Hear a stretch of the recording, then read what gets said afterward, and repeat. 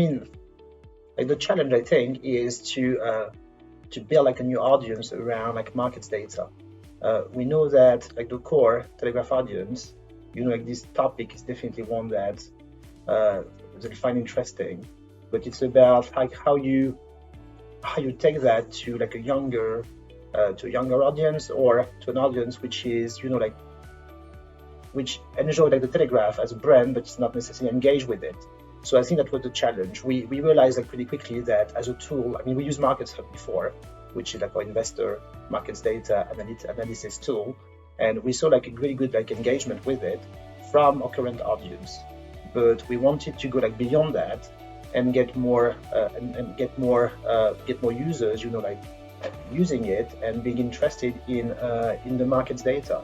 And I think that was a challenge really, how to get like more people interested in the topic, and how we could leverage that to drive them to become like Telegraph subscribers.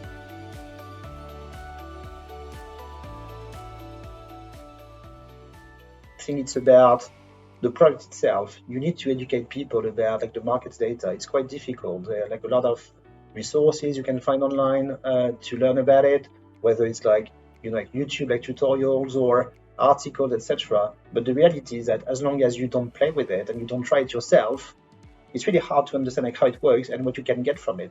So by using gamification and by allowing people to manage like a portfolio and like doing like the thing they would do with their proper money, it's just a great exercise for them and great way to learn. It will really give them a sense of like what you can achieve, like how you do it, the level of investment you need to give it to, and and at the same time like having fun and like competing with other players, seeing like how you rank.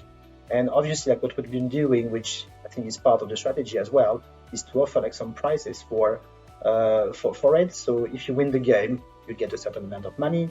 If you're at the top of the leaderboard at the end of the week, you get a prize as well. So I think like by doing this, gives people like the interest in the game, and the more we know that the more they're going to play with it, the more they're going to learn, the more interested they will be about it, and the more interested they will be about like the content we're publishing about it as well.